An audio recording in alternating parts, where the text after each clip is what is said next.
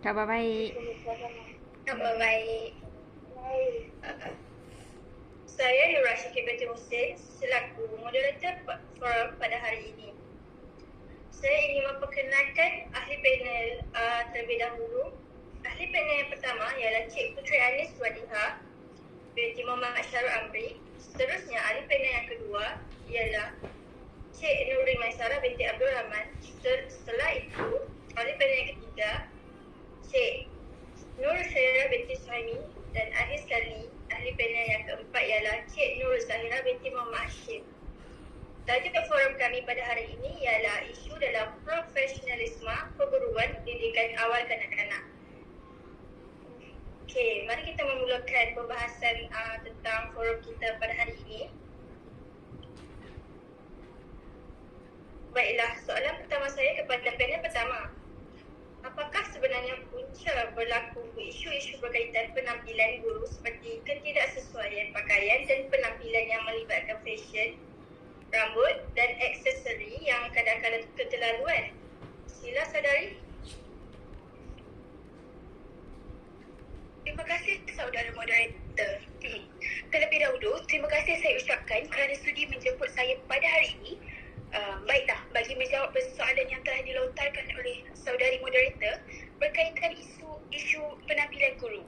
Guru sepatutnya mematuhi etika pakaian yang telah disarankan oleh kementerian di dalam perkeliling pakaian yang telah dibuat. Isu penampilan ini timbul apabila tidak lagi mengikut perkeliling yang telah ditetapkan. Guru lelaki tidak memakai leher dengan kemas, memakai kemeja lengan pendek dan bercorak yang terlalu menyelam. Mereka tidak lagi dapat mengenakan pakaian mengikut situasi dan kepentingan. Sebagai contoh, guru tersebut perlu memakai kasut sukan semasa acara rasmi diadakan. Bagi guru wanita pula, ialah pakaian yang tidak terlalu menonjol seperti baju cahaya yang terlalu ketat sehingga menampak tubuh dan warna yang terlalu terang sehingga mengganggu fokus belajar semasa pengajaran dan pembelajaran sedang berlaku. Terdapat juga guru yang memakai skirt pendek ketika di sekolah. Antara punca-punca ini adalah masalah penampilan guru ialah sikap, persekitaran dan beban kerja. Sikap guru ini termasuk rasa bosan yang terbit dalam diri guru setelah mereka bertahun-tahun di sekolah yang sama dan menjalani rutin harian. Guru tersebut akan mula berasa bosan dengan perkara yang hampir sama dilaluinya setiap hari. Setiap guru yang tidak bertanggungjawab dan tidak memegang amanah serta mengabaikan kod etika perguruan juga cenderung melakukan kesalahan ini secara tidak sengaja. Malah, mereka tidak menyedari bahawa mereka telah melakukan kesalahan yang amat berat dan melanggar etika perguruan dan secara tidak langsung merendahkan martabat keguruan dalam diri mereka itu sendiri. Selain ini, minat yang hilang untuk mengajar juga merupakan salah satu faktor menyebabkan guru hilang motivasi untuk memberi komitmen yang sepenuhnya kepada sekolah. Apabila dikaitkan dengan persekitaran, guru yang ditugaskan di persekitaran sekolah yang harmonis dan akan memberikan komitmen sepenuhnya berbanding sebaliknya. Itu sahaja daripada saya. Terima kasih kepada ahli panel pertama. Seterusnya, saya mohon penjelasan dari ahli panel kedua, iaitu saudari Nurin Maisara untuk menjelaskan tentang isu mengenai kemahiran profesional guru. Apakah yang boleh dijelaskan dalam isu kemahiran profesional guru tersebut? Bismillahirrahmanirrahim. Assalamualaikum warahmatullahi wabarakatuh. Salam sejahtera. Terima kasih diucapkan kepada moderator pada Bismillah. Sudah hadirin yang dihormati, dengan ini saya akan memulakan perbincangan kita mengenai isu dalam profesionalisme perguruan dalam pendidikan awal kanak-kanak. Peranan dan tanggungjawab yang dijalankan oleh guru sebagai ada. Setiap manusia yang inginkan guru yang berkualiti saya ingin fokuskan itu mengenai kualiti guru. Kualiti membawa maksud darjah kemilangan yang tinggi bermutu nilai taraf dan juga standard. Guru juga faham bahawa maksud dari pendidik orang yang mendidik. Isu yang saya ingin kemukakan ialah kemahiran profesional guru. Terdapat banyak kemahiran profesional guru antaranya berkomunikasi, berfikir, membimbing dan sebagainya. Di sini saya akan menjelaskan satu isu kemahiran profesional guru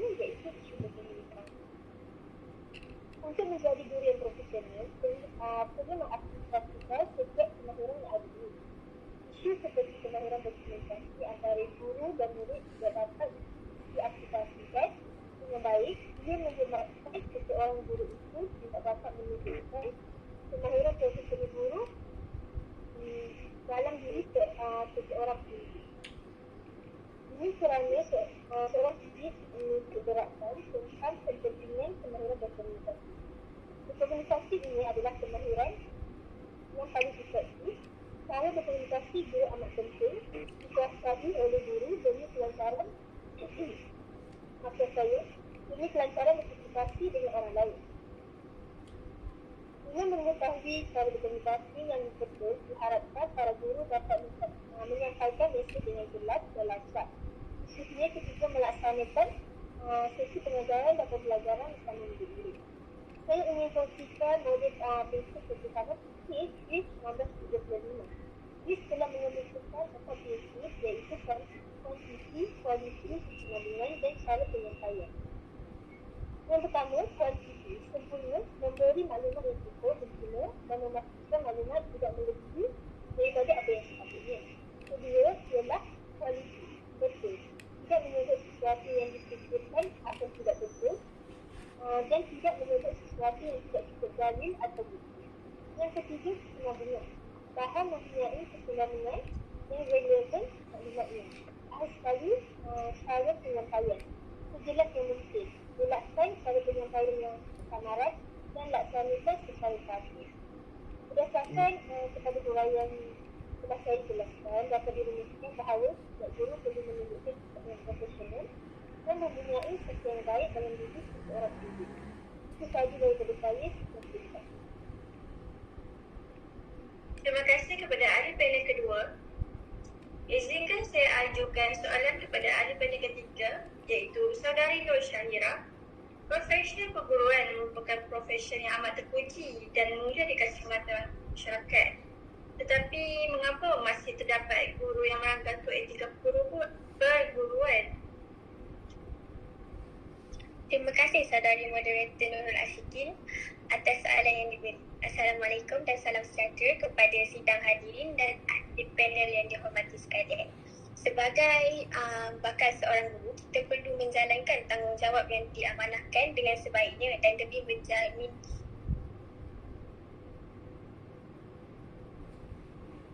guru perlulah mengetahui dan memahami kod etika profesi perguruan dan mematuhinya terutama kepada bakal-bakal guru. Dengan adanya kod etika perguruan ini, seharusnya para guru dapat menjaga tingkah laku sebagaimana yang patut diamalkan oleh seorang guru. Namun begitu, dapat dilihat terdapat guru-guru yang masih melanggar kod etika perguruan.